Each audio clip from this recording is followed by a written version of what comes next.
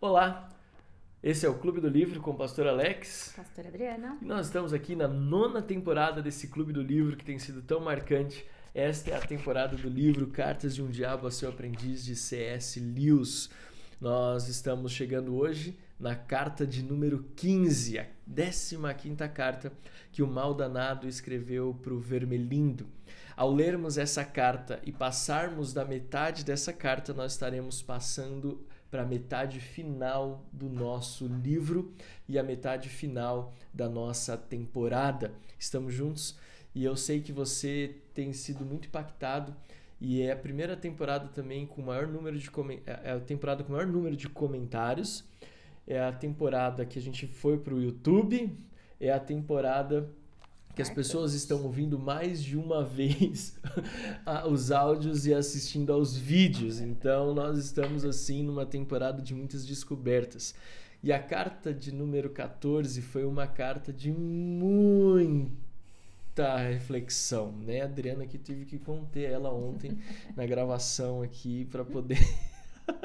Desculpa, gente. Ela ficou muito nervosa, muito indignada, muito brava, porque o diabo ele quer fazer com que nós enxerguemos aquilo que nós temos de forma errada. Ele não tira, mas ele nos faz enxergar de forma equivocada. E é bom esse livro você sempre refletir. É importante a gente pensar, preste atenção, de que todo livro faz perguntas. Todas as cartas têm perguntas importantes. Nesse livro em especial, e aqui eu sempre gosto de fazer essas paradas para cosmovisão, eu gosto sempre de fazer essas paradas para enxergarmos além das letras, das frases e dos capítulos. Então, nós temos que entender que todo livro, né, nós somos um clube de literatura cristã, e todo livro ele traz consigo a visão do autor. Ele traz dentro dele verdades bíblicas, textos bíblicos que não estão citados diretamente com referência, mas estão enraizados nas escritas. Então é importante você enxergar isso. É importante você também entender qual é o estilo narrativo do livro. Esse livro não é só uma narrativa epistolar, como eu estou falando, nós estamos falando desde o começo, mas ele também é um livro escrito de uma perspectiva de muito antagonismo. Ele diz uma coisa querendo dizer outra, não é uma indireta, mas ele diz uma coisa querendo dizer outra, porque é da perspectiva, ele está sendo escrito da perspectiva do mundo das trevas, do mundo do espiritual, do diabo. Então nós temos que ter sempre estar ligado e antenado nisso. Mas uma outra coisa que sempre tem me chamado a atenção é a capacidade do C.S. Lewis de sintetizar temas tão complexos em, às vezes, uma frase. Sim. Né? A carta ela é escrita e do começo ao fim você mergulha. Você percebe nesse livro que você mergulha no que está sendo escrito. Né? E é por isso que a Adriana ficou assim, né? A gente fica às vezes tão indignado. Não vou gravar mais. Não, você vai gravar. Eu preciso me indignar sozinha quando eu Não, você é incrível. Mas o que eu quero dizer é assim, né? Nós ficamos indignados, todos nós, porque nós mergulhamos no livro. Ele nos puxa para dentro da sua literatura. Isso é muito gostoso. Mas o que mais me impacta é a capacidade que ele tem de, numa frase, conseguir trazer princípios tão complexos e tão dignos de uma série de mensagens, por exemplo, tá? Então faça isso. Se você ficou com dúvida de alguma coisa, volta e ouça novamente. Nós gravamos e eu assisto tudo de novo. Eu também, para entender. Porque às vezes porque às vezes a gente não quer só fazer, a gente quer mergulhar nisso. Então é por isso que às vezes a gente vê novamente, a gente relê porque e a gente ouve novamente porque a gente quer, quando gravar a próxima carta, gravar com mais convicção ainda, tá bom? Então, dito isso, onde você estiver, o que você estiver fazendo, Deus abençoe a tua vida. Muito obrigado por nos permitir estar na tua casa, no teu carro, enquanto você dirige. Muito obrigado por nos deixar estar no seu devocional com a tua família, com o teu marido, com a tua esposa. Nós amamos vocês. E Deus os abençoe em nome de Jesus. Carta de número 15. Meu querido Vermelindo, é claro que notei que os humanos estão vivendo uma calmaria em sua guerra europeia, o que eles chamam ingenuamente de a Grande Guerra. E não me surpreende o fato de que haja uma calmaria correspondente nas angústias do seu paciente. O que será que queremos mais? Encorajá-lo nisso ou mantê-lo preocupado? O medo, algoz e a confiança tola são ambos estados mentais desejáveis. Nossa escolha entre eles levanta questões importantes. Os seres humanos vivem no tempo, mas nosso inimigo os destinou à eternidade. Olha que frase profunda. Creio, portanto, que ele deseja que atentem especialmente para as duas coisas, para a eternidade em si e para aquele ponto no tempo em que eles chamam de presente, pois o presente é o ponto em que o tempo toca a eternidade. Do momento presente e dele somente, os humanos têm uma experiência análoga àquela que o nosso inimigo tem da realidade como um todo. Somente no presente lhes serão oferecidas a liberdade e a realidade. Ele, portanto, quer que eles estejam constantemente interessados na eternidade, o que significa estarem interessados nele. Ele é a eternidade. Ou no presente, quer meditando sobre a sua união eterna com ele ou com a separação dele, quer obedecendo à voz que está presente na sua consciência, carregando a cruz atual, recebendo a graça atual, dando graças pelo prazer atual. Nosso negócio é desviá-los tanto da eternidade quanto do presente. Com isso em mente, às vezes tentamos um humano, digamos uma viúva ou um estudioso, a viver no passado, mas isso é de valor limitado, pois eles têm algum conhecimento real do passado e este tem uma natureza determinada, o que, até esse ponto, assemelha-se à eternidade. Bem melhor é fazê-lo viver no futuro. A necessidade biológica faz com que todas as suas paixões apontem já para essa direção, de modo que o pensamento sobre o futuro sempre inflame a esperança e o medo. Além disso, o futuro é desconhecido para eles, de modo que, fazendo-os pensar sobre isso, nós também os fazemos pensar sobre irrealidades. Em uma palavra, o futuro é, de tudo que se sabe, aquilo que é menos parecido com a eternidade. É a parte mais completamente temporal do tempo. Pois o passado está congelado e não flui mais, e o presente está todo iluminado por raios eternos. Daí nosso incentivo a todos aqueles esquemas de pensamentos tais como a evolução criativa, o humanismo científico ou o comunismo, os quais fazem com que os homens se apeguem ao futuro, ao próprio âmago da temporalidade. Assim, praticamente todos os vícios estão arraigados no futuro. A gratidão olha para o passado e o amor para o presente. Já o medo, a avareza, a luxúria e a ambição têm os olhos no que está por vir. Não pense que a luxúria é a exceção. Quando o prazer presente chega, o pecado, que é nosso único interesse, já terá se consumado. O prazer é apenas a parte do processo que nós lamentamos e que excluiríamos se pudéssemos fazê-los sem pôr o pecado a perder.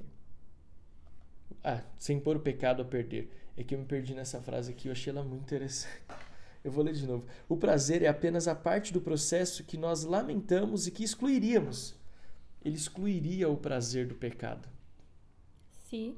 Se pudéssemos fazê-lo sem pôr o pecado a perder. Trata-se da parte que tem a contribuição do inimigo e, por isso mesmo, é experimentada no presente. O pecado, que é a nossa contribuição, tem os olhos no futuro. Obviamente, o inimigo também deseja que o homem pense no futuro, mas apenas o suficiente para planejar agora os atos de justiça ou caridade que provavelmente serão o seu dever amanhã. A tarefa de planejar o trabalho de amanhã é dever de hoje. Embora o seu material seja emprestado do futuro, o dever, como todos os deveres, está no presente. Mas isso já seria buscar pelo em ovo. O inimigo não deseja que os homens entreguem o seu coração ao futuro e depositem nele o seu tesouro. Mas nós queremos. Aqui traz Mateus 6,33, né?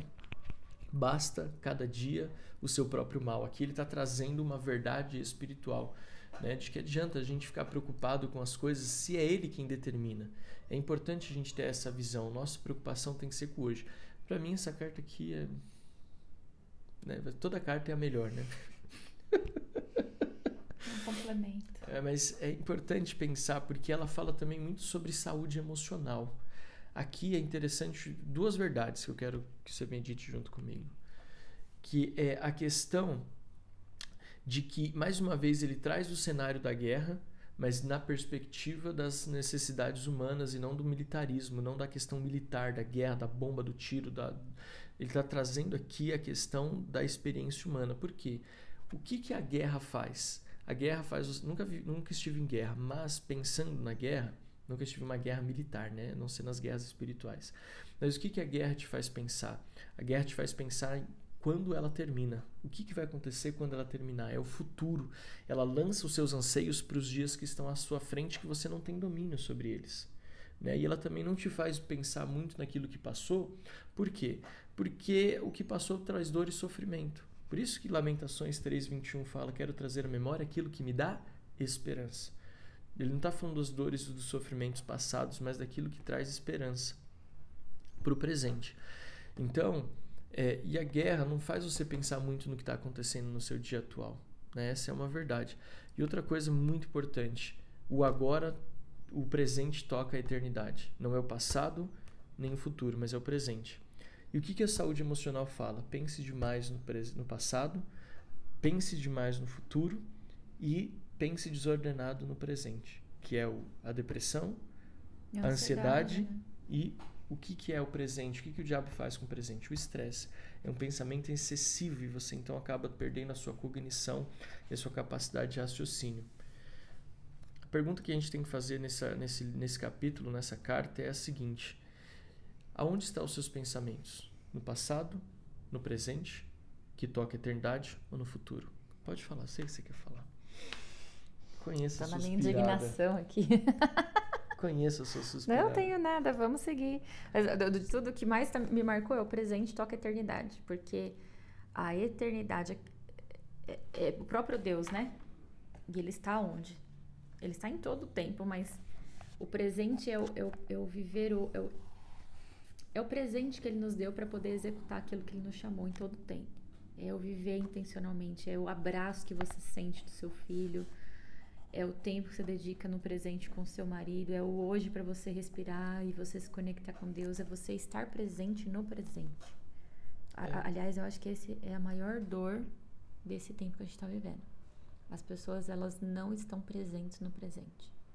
Elas estão sempre preocupadas com o amanhã ou aprisionadas no passado. E se perde muito quando a gente vive assim, né? A gente perde família, a gente perde casamento. Quando a gente fala perder, não é divórcio, nem que os filhos vão embora. Mas aquele momento que tá lá não volta mais, né? Não. E o que mais a gente fala quando se fala de criação de filhos é: seu filho não quer presentes, ele quer presença. É viver o presente. E em todas as relações, né? E outro ponto aqui que me marcou muito, que é o prazer é apenas a parte do processo que nós lamentamos e que excluiríamos se pudéssemos fazê-lo sem pôr o pecado a perder. Porque a questão do inimigo não é nos dar prazer, é nos fazer pecar. Ele até fala: o pecado é o nosso objetivo final. Onde nós estávamos? E o que é o pecado? O pecado é errar o alvo. Errar o alvo.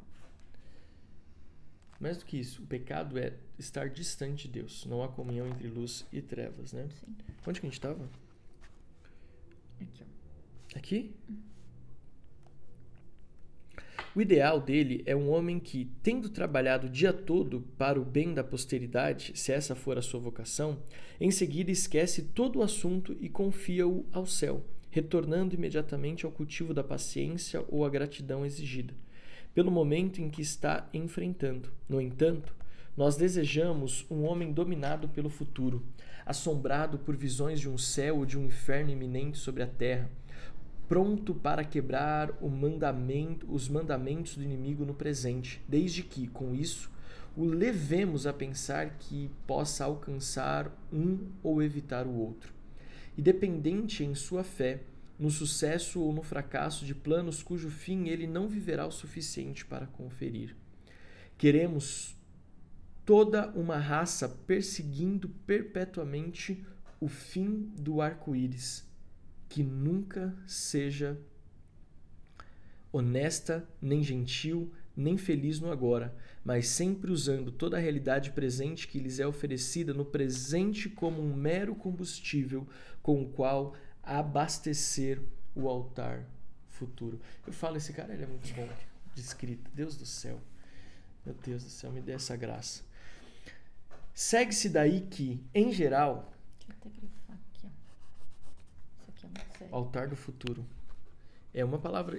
Nossa, isso aqui é muito forte, né? É, porque tudo aquilo que rouba Deus, né? Se eu estou preocupado em excesso com o meu futuro, eu não estou dependendo de Deus. E tudo aquilo que entra no lugar de Deus, você está levantando uma adoração no lugar. Altar é sinônimo de adoração, né?